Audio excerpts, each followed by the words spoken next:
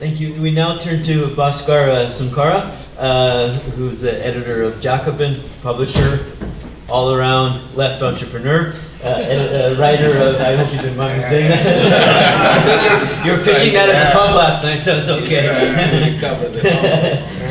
Author of ABCs of Socialism.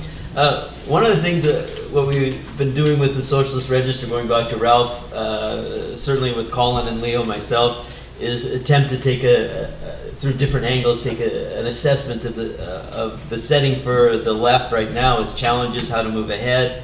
But we always have kind of seen that as an intervention within overall socialist publication, the socialist movements, and not as a competitive thing. And particularly as part of encouraging the clarification through publication of different viewpoints and the necessary infrastructure, meaning we need a whole milieu of publications. One of the great things of the last few years coming out of the US left, finally, is a new publication of much merit and verve and style and so on. We turn to Bhaskar now. Thank you. So I discovered Leo's work as a teenager. At the time I was compelled, like many 6 people months were. ago. Yes. Yeah. It's been like 12 years on the left for me, but 12 years on the left, it's a lot. I've seen a lot of defeat already. So at the time I was compelled by the scope and vision and hope of socialist politics, but grappling with how irrelevant that vision felt in second Bush term America. I was also grappling with the limits of both the Leninist revolutionary socialist tradition and that of social democracy itself, or as Leo put it to me once, and I'm paraphrasing, the challenge of reading lots of Trotsky without becoming a Trotskyist. But the democratic socialist tradition, those of us to the left of social democracy, genuinely trying to overcome capitalism, reach socialism, but considering changing contexts rather than just relying on that as an object of faith, has always been reliant on the Socialist Register and its interventions. And I always say the Socialist Register is easier to criticize than almost any other journal on the left, partially because it's readable, and that's a credit to editing.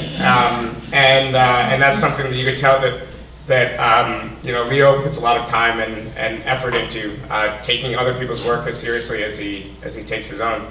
But what follows are my fairly disconnected thoughts. My job obviously is to help publish and disseminate many of your work, not really produce my own.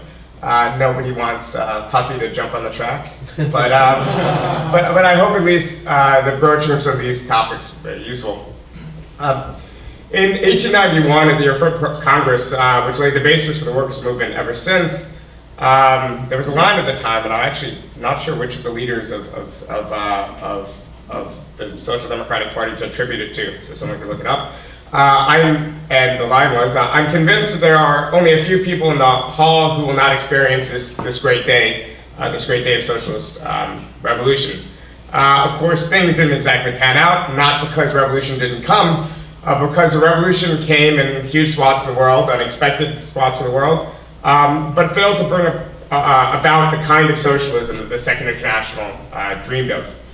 I don't want to rehash a debate around 1917 and the horrible context the Bolsheviks faced once they took power. Obviously, external conditions played a extremely important role. It's an understatement. But the socialist movement that dreamt of a great day did very little to prepare to exercise power rather than just seize power. And this wasn't actually just a problem with the left of social democracy. It was Karl Kautsky, not Lenin, who once claimed that modern society was ripe for revolution, and the bourgeoisie is not in a position to survive any insurrection. Such a revolution in his mind would be won by a well-disciplined minority, energetic and conscious of the goal. So maybe as a trick for a particularly lame party, you could quote that and have someone guess who said it. And I guess they would probably say Lenin, but that was actually Kautsky. But his thinking about the transition to socialism changed over the years. To the extent he became, to Lenin at least, a vulgar liberal, it was because he was grappling with difficult questions. He went from looking at 1789, 1848, and 1871 as models towards the challenges of socialist transformation in more stable contexts, more democratic contexts too. In the end, he came to believe that workers must win power through free elections, extend political and civil liberties, and radically reform, not smash, the existing state. Kautsky was skeptical that direct democracy could operate at scale, not quite equating nationalism with socialism, even in The Road to Power and other books, but also not seeing council-based Soviet democracy as a complete alternative to parliamentary democracy.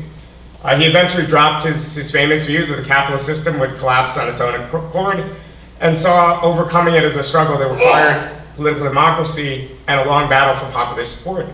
Gramsci grappled with these questions. The best parts of the Eurocommunist tradition grappled with these questions, but it was Kautsky who got the first. Lenin's writings, on the other hand, remained vague and abstract about the actual exercise of power, again, given the context and the fact that it was the Bolsheviks who were first, understandable, but it also meant that when the Bolsheviks came to power, they lacked a socialist theory of politics, a way to mediate and resolve conflict that wasn't reducible to class antagonism, and hence the need for a state, and a wavering commitment to civil society and democracy.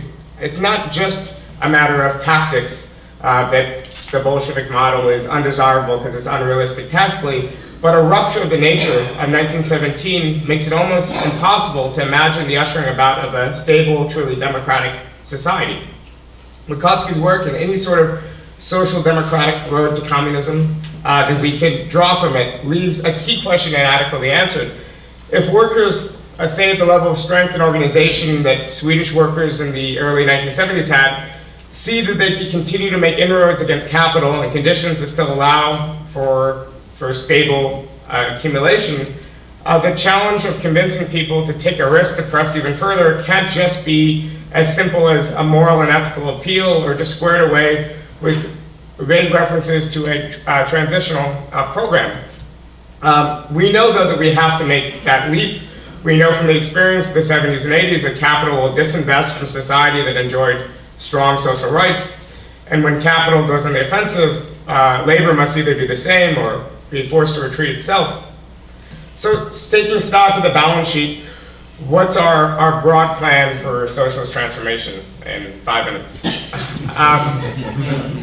Well, I guess two.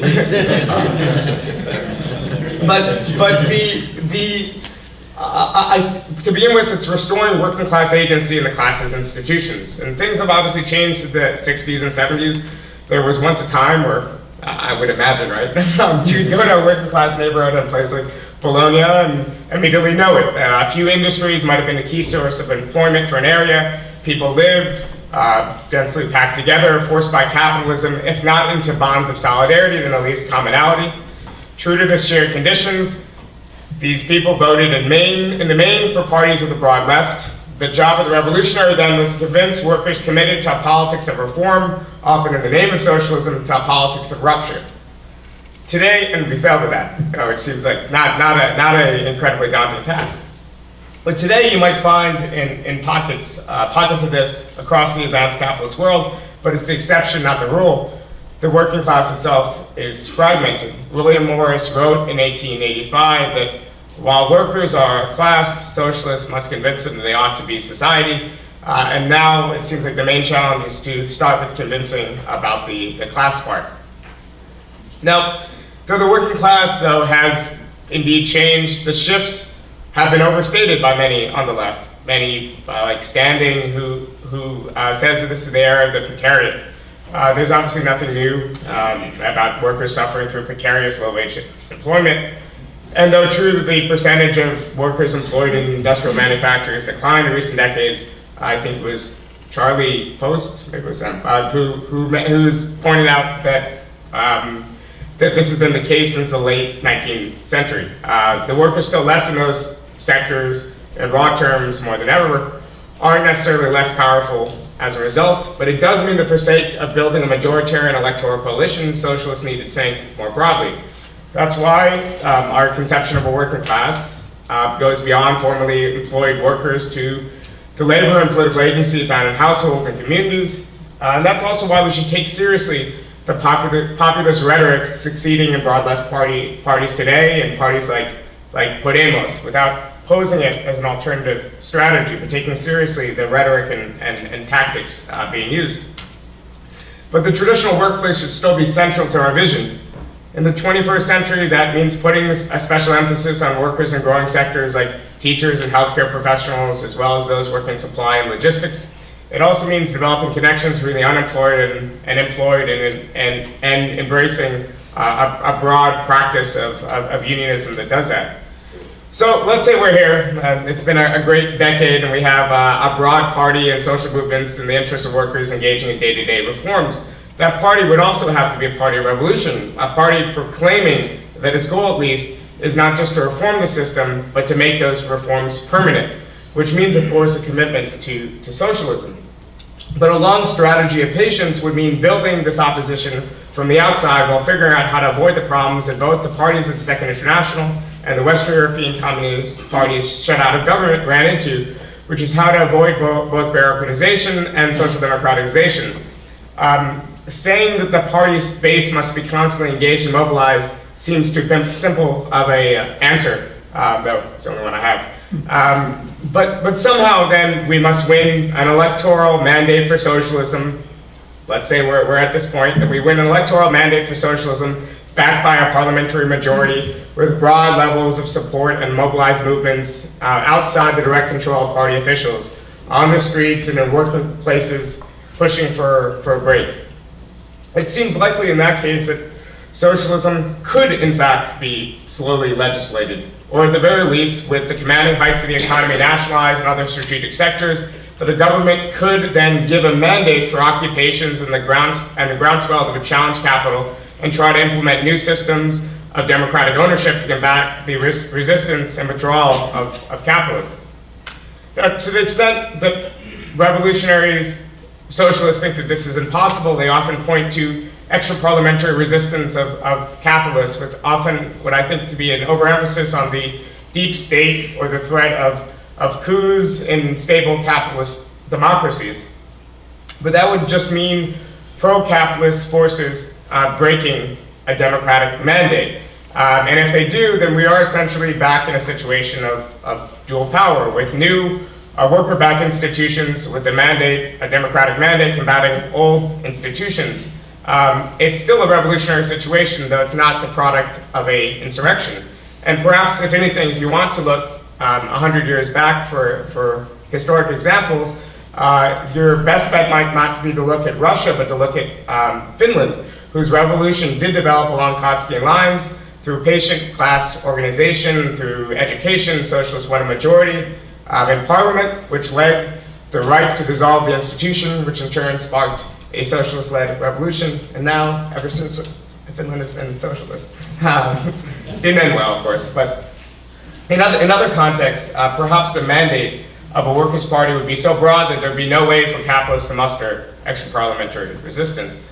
The point here, and the key here, would be the balancing of radically transforming the institutions of capitalist domination and exploitation while maintaining as much continuity as possible, while protecting civil liberties and freedom in civil society, while preventing anything that resembles a year zero break. We can, in other words, just jump from the kingdom of necessity to the kingdom of freedom. Modern society is infinitely more complex than it was even a century ago. Transformations of consciousness, technology, institutions would take an entire epoch, not the great day the Social Democrats looked to in 1891. How do we make that long-term transformation without being transformed and social democratized by pressures? How do you pursue a strategy of patience against a system that isn't a static fortress that Kautsky thought, something we could dig trenches around and cautiously seize, but rather fluid and constantly transforming itself? How do you pursue an apocalypse strategy of patience with the urgency of climate change, and when every passing day seems to further undermine and fragment the prospects for aggregating isolated acts of working class resistance into a coherent movement? There are also questions that the new parties of the left that emerged in Europe, starting with Blocko in 1999, 97, 99, are not asking. As a result, they've pursued a largely correct politics of reform today, but without any radical horizon or transformation or clear vision of how to use the state to foster struggle from below.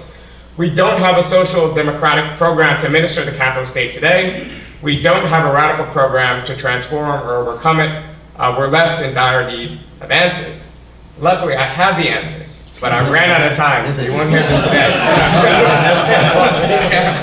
But at the very least, these are questions that have been broached by the Socialist Register, in no part due to Leo's contributions, and it's been broached by almost no other milieu on the English-speaking left, to the extent that people like myself and people around Jackman are even thinking on this. It's largely just because we've read extensively these debates and these discussions, and at least hopefully we can carry them on and continue to disseminate it to the movements, and will actually through practice give us answers.